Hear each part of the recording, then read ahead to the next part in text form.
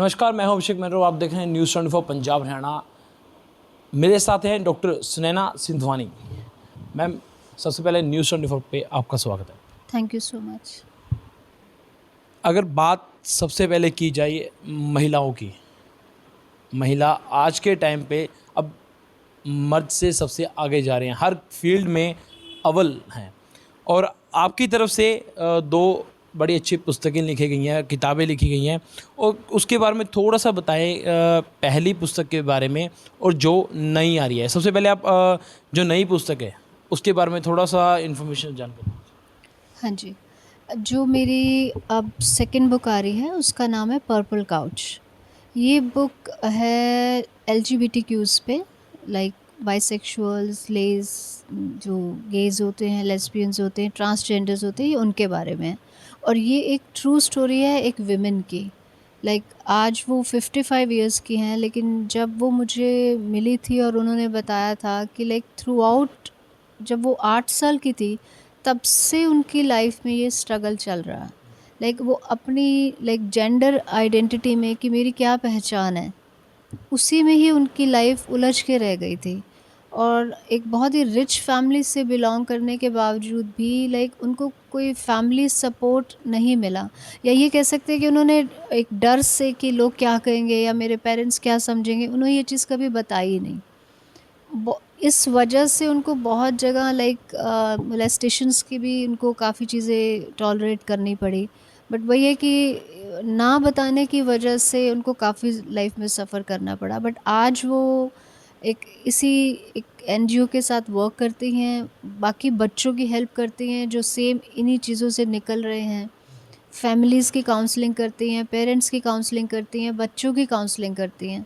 Because देखिए, चाहे एलजीबीटीक्यूज़ हैं, चाहे कोई मेल है, फीमेल हैं, हम सब एक ही हैं। मेरा बुक लिखने का जो पर्पस है वो सिर्फ़ और सिर्फ़ एक है कि वो लोग हमसे अलग नहीं हैं। ये बहुत अच्छी बात है कि हमारी गवर्नमेंट ने अब उनको एक लाइक लीगल एक्सेप्टेंस दे दी है। बट एक ह्यूमन बीइंग की तरह आप सोच के देखिए, जो इंसान पैदा हुआ है उसको पूरा हक है जीने का। ठीक है, भगवान अगर नहीं कोई डिफरेंस करता कि ये ऐसा है तो मुझे इसको नहीं पैदा करना, हम कौन होते हैं ना डिसाइड करने वाले किसी की भी फ्यूचर, किसी की डेस्टिनी हम नहीं डिसाइड कर सकते कि तू ऐसे पैदा हुआ है तो तुझे जीना नहीं है, या तुझे अपने आप को क्लोज द दरवाज़ों के पीछे ही रखना है। तो मेन पर्पस यही है, मैं सिर्फ एक ही मकसद है कि सब लोग इस चीज़ को ग्रेसफुली, बिल्कुल नेचुरल तरीके से एक्सेप्ट करें कि हम ही में से हैं, ये लोग कुछ अलग नहीं हैं। बहुत ही इनोसेंट लोग हैं, प्यारे लोग हैं।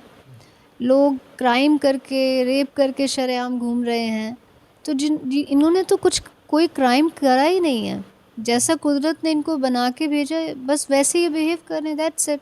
सो ये बहुत सिंपल सी चीज़ है जो हम सबको समझनी चाहिए। जिस तरह गवर्नमेंट ऑफ इंडिया ने इन्हें लीगल मान लिया है कि हाँ ये चीज़ अब भारत में भी, क्योंकि विदेशों में भी ये चीज़ चलती थी, अब कहीं ना कहीं भारत में ये चीज़ लागू हो चुकी है, लेकिन फिर भी एक समय पे इन्हें आज भी लोगों को दोबारा दरकिनार किया जाता है। आजकल जो लोग हैं वो भी अब इतना समझ नहीं रहे, क्योंकि जब कि भारत सरकार की तरफ से इसे एक्सेप्ट कर लिया गया है। किस तरह देखते हो, क्योंकि एलजीबीटी आपकी माइंड में कैसे आया द पर्पल काउ जो आपकी किताब नहीं आ रही है, किस तरह ये माइंड में, पहले तो उस बुक का नाम द पर्पल काउच, फिर इनके बारे में इंफॉर्मेशन कलेक्ट करना, इनके बारे में जानकारी प्रॉपर ये कैसे हुआ? देखिए, ये स्टोरी तो लाइक 2 साल पहले ही मैं इनसे मिली थी, तब से मेरे दिमाग में था इस चीज़ के बारे में लिखना।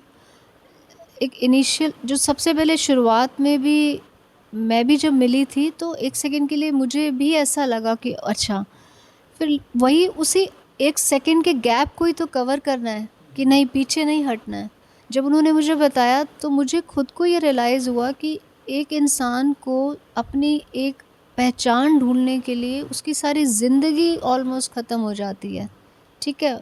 उसके बाद भी उसको ये एश्योरेंस, ये कोई तसल्ली नहीं दे सकता कि नहीं तू हमारे साथ उठ बैठ सकता है। तब मैंने उसी वक़्त ये डिसाइड किया था कि मैं इसके बारे में लिखूँगी। मेरी भी जर्नी इस बुक की बहुत ईज़ी नहीं रही। मेरे जब फ्रेंड्स को पता लगा या रिलेटिव्स वगैरह में, तो सबने बोला कि आप और भी बहुत से टॉपिक्स हैं जो अच्छे टॉपिक्स हैं, उनके बारे में लिख सकते हैं। पर बीइंग एन ऑथर और राइटर, देखिए हमारी मकसद ही यही है कि जो चीज़ें, जो कुछ ऐसे इश्यूज़ हैं जिन पे हम लोग जिनको इग्नोर कर देते हैं, तो मैंने यही सोचा था कि मैं इसके बारे में लिखूँगी और जितना मेरी कोशिश होगी इसकी अवेयरनेस मैं लेके आऊँगी। So purple couch, purple is basically the colour for bisexuals between pink and blue. ये पर्पल है, और काउच का एक अलग रोल है इस स्टोरी में, जो आप पढ़ेंगे तो आपको पता लग जाएगा। तो मैंने इसका नाम द पर्पल काउच रखा था। जब कुछ चीज़ लिखी जाती है तब उतार चढ़ाव, नेगेटिव पॉजिटिव, लोग बहुत होते हैं इस चीज़ को पिंच भी करते हैं कि हाँ ये क्यों चीज़ की जा रही है, ये अलग हैं, ये अलग किस्म के लोग हैं। लेकिन उस चीज़ को फेस करना, फिर उसके बाद में एक एक अक्षर को उस किताब के पन्ने में पिरोना कितना मुश्किल है? देखिए बिल्कुल मुश्किल तो रहता है। ये एक ऐसी चीज़ है कि लोग सुन के भी पहले तो एकदम से पीछे हो जाते हैं।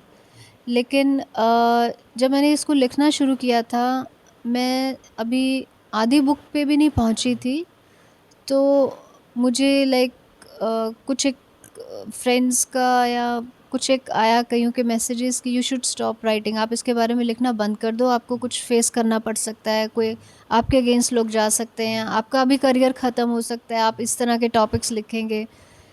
एक दो दिन मैंने खुद इसको बंद किया, मैंने सोचा कि क्या करूँ, लेकिन वो 2 दिन आप बिलीव नहीं करेंगे, क्योंकि मैं जहाँ जाती थी, मैं क्योंकि कनाडा में रहती हूँ, मुझे कभी कहीं कोई मिल रहा है, कभी कोई मिल रहा है, कहीं ट्रांसजेंडर्स मिल रहे हैं।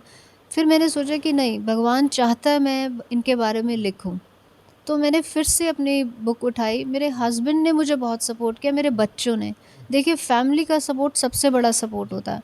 उन्होंने मुझे बोला कि अगर आपका दिल मानता है तो आप लिखो। तो वही बात है कि मैं लिखना चाहती थी, क्योंकि मैं उस वुमेन से मिली हूँ, मैंने उनके बारे में सुना है, और उधर ऐसे और पता नहीं कितने और बच्चे हैं जो स्ट्रगल कर रहे हैं इसी चीज़ से, जिन फॉर कोई भी उनकी गलती या कसूर नहीं है, किस चीज़ के लिए, क्योंकि वो गे पैदा हुए हैं या लेस्बियंस हैं, ये कोई गलती या कोई गुनाह तो है नहीं, ठीक है ना, जिसकी हम सज़ा वो भी हम तय करें। हम कौन होते हैं ना, हम एक मेल होके आप किसी विमेन के साथ गलत काम कर रहे हो, तो मेल है तो आपको क्या मतलब, आप कुछ भी करोगे, या अगर आप फीमेल होके कुछ और कुछ भी गलत कर दे, ये ऐसा कुछ भी नहीं होता, कोई जेंडर नहीं डिसाइड करता, ठीक है। तो all genders are equal. So for me, मैं बाकियों को भी यही कहना चाहती हूँ, प्लीज़ आप उनको प्यार दीजिए, एक्सेप्ट कीजिए, अपने बच्चों को अपनाइए, अपने बच्चों को सोसाइटी में बाहर लेके जाइए, बी काइंड टू देम, उनकी भावनाओं को समझें। ये बहुत इनोसेंट और बहुत इमोशनल लोग होते हैं, क्योंकि रिजेक्शन हर जगह से आपको रिजेक्शन मिल रहा है, कोई स्वीकार नहीं कर रहा, ये बहुत बड़ी चोट होती है दिल पे, तो इसीलिए वीक हो जाते हैं। पर वीक नहीं होना है। अब आज मैं लिख रही हूँ, मुझे देख के हो सकता है कल को 10 लोग और लिखेंगे इस बारे में।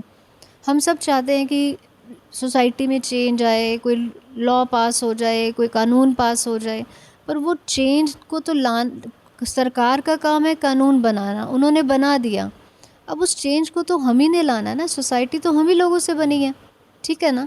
जब उस चेंज को हम खुद महसूस करेंगे, खुद सामने वाले इंसान को एक्सेप्ट करेंगे, तो अपने आप चेंज आ जाएगा ना। फिर हमें कोई लॉ या कानून की भी ज़रूरत नहीं पड़ेगी, ठीक है ना। जैसे आपने देखा सती प्रथा जैसी और विधवा विवाह जैसी कई चीज़ें ख़त्म हो गई आज की डेट में, क्योंकि जब हमने उन चीज़ों को अपनाया ना, तब वो चीज़ें आके ख़त्म हुई हैं। लॉ तो तब भी बहुत पहले पास हो गए थे। सेम इसका भी है, एलजीबीटीक्यूज़ का भी है। इसको अलग कम्युनिटी ही क्यों मानते हैं हम? सबसे पहली बात ना, हमारे साथ उठते बैठते हमारे जैसे लोग हैं, तो इसको अलग से मानना ही क्यों है?